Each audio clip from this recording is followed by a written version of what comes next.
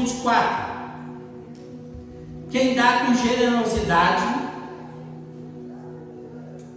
olha só, já começa o fundamento. Quem dá com generosidade vê suas riquezas se multiplicarem. Outros preferem reter o que deveriam ofertar e caem na pobreza. O generoso, olha a promessa, o generoso sempre prosperará. Quem oferece ajuda ao necessitado, conforto receberá. Amados, nós como igreja, nós somos chamados a ser generosos, a ser uma resposta dos céus aos necessitados, às catástrofes, a todas as situações difíceis que acontecem na terra. Nós como igreja, nós somos chamados a dar resposta. Seja a pessoa cristã ou não, ela espera que a igreja dê uma resposta. E quem é a igreja?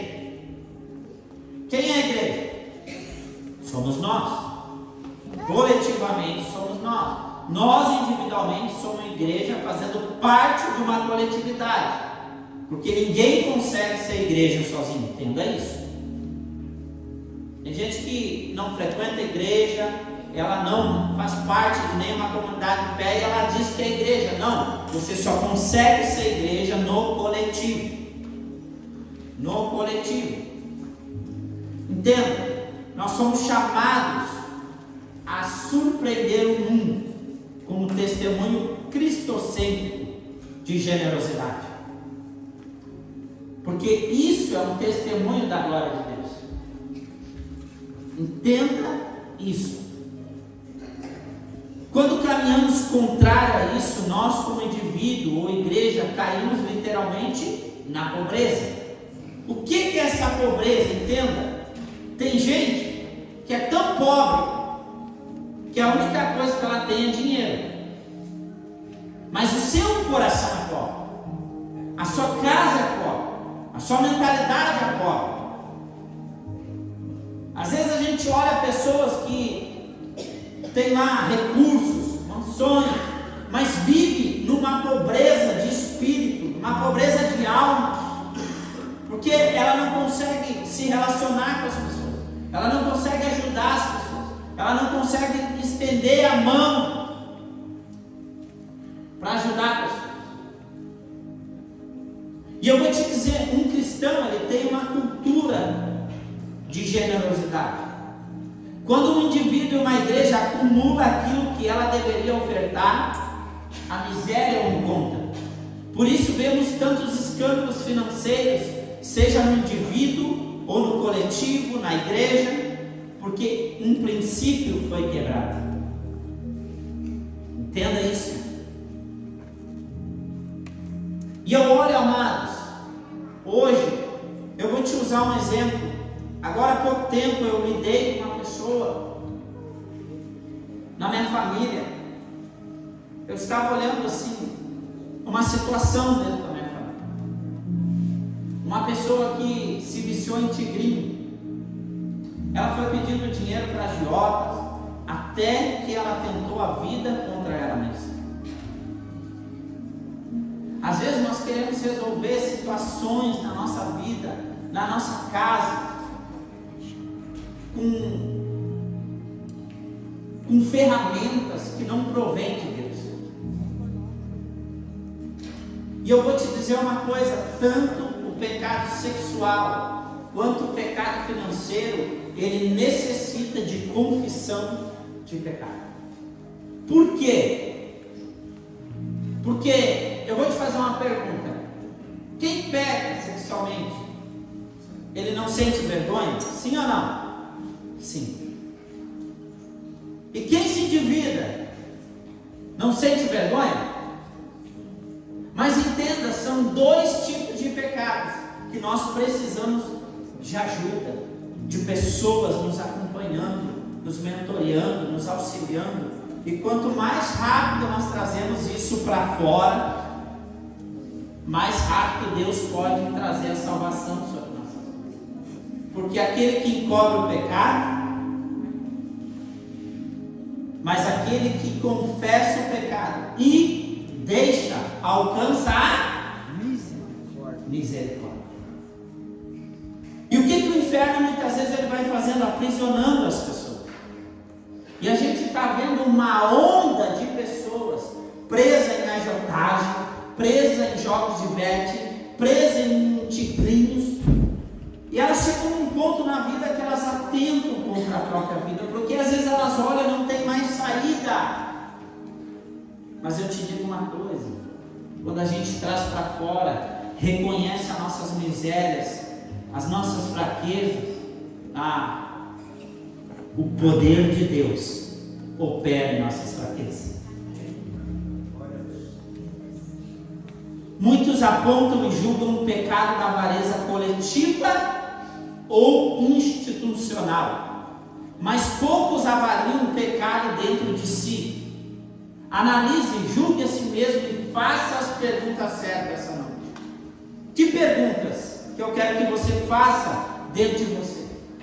Eu sei que tem pastores que pecam, tem igrejas que pecam, eu sei de tudo isso, amado. E as pessoas vomitam a alma lá na internet, algumas com razão. Mas eu vou te fazer: você é fiel a Deus nos seus dízimos, nas suas ofertas? Primeira pergunta. Você é fiel?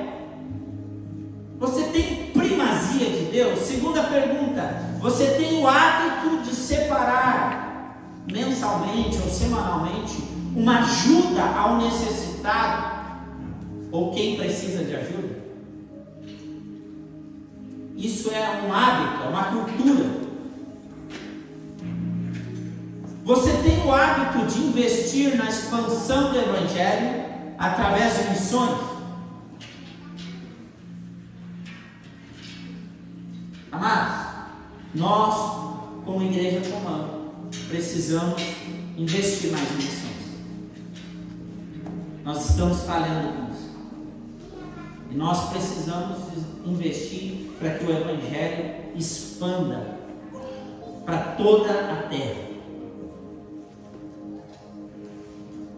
Hoje, dentro dos seus atuais gastos, quantos porcentos estão comprometidos em expandir o reino de Deus na terra, missões, e testemunhar o reino entre os necessitados ou os aflitos? Entenda. O que nós lemos no início? Quem dá com generosidade vê as suas riquezas se multiplicar. Há uma promessa de prosperidade no nosso posicionamento e comportamento em relação aos princípios. Isso definirá o resultado de vivermos ou não as promessas de Deus. Quem define o lugar que nós vamos, não é Deus que define esse lugar. A palavra de Deus, a promessa de Deus já apontou o lugar. Quem é que define para onde vai? Quando você pega um Uber, quem é que define o destino? Quem? É você. Então quem define para onde nós vamos é nós mesmos. Mas esse definir, ele sempre vai exigir de nós posicionamento. Um dia eu disse para o Senhor, eu e minha casa, nós temos o hábito, isso é hábito, é cultura de nós dizimamos toda semana, porque um dia eu fiz uma oração: Senhor, eu quero toda semana ter o que dizimar, eu quero ter. Toda semana, alguma coisa nós abençoamos, ofertamos na vida de alguém, na vida de... Nós temos, isso é uma cultura nossa. Isso nós já estabelecemos dentro da nossa casa. Então é esse lugar que eu quero te chamar essa noite. Você que é casado, sente com a sua esposa, a esposa com o seu marido, e se organize. E eu vou te dizer uma coisa: você vai provar, viver e testemunhar de grandes coisas. Amém? Se coloque de pé. E queria te chamar para um lugar hoje, essa noite. Nós temos orado ao Senhor antes de sair de casa. Senhor, hoje nós temos um compromisso. Eu sei que até o final desse culto nós vamos cumprir com esse compromisso. E eu não compartilhei valor com ninguém, não, porque eu sei que o Senhor sempre dá a resposta. E eu gostaria que essa noite você fosse generoso. Amém? Não só conosco como igreja, mas a partir de hoje você tomasse um posicionamento. Porque eu vou dizer, Deus quer usar a tua vida toda semana para abençoar o vida, mas Ele também vai ser o socorro. Amém? Nós temos aí os QR Codes, tem o gasofilácio. Pai, em nome de Jesus, eu quero te agradecer, Senhor, por toda a generosidade, por todo o comportamento generoso, por todos os milagres. Nós vamos ser uma igreja abundante. Nós vamos ser uma igreja que nós vamos ofertar em níveis altos. Nós vamos construir casas, nós vamos construir escolas, nós vamos ter carros para ofertar, nós vamos ter casas para ofertar. Nós não vamos ter só para nós, Senhor. Nós vamos ter para transbordar na vida das pessoas, na vida, Senhor, de muitas vidas. Em nome de Jesus.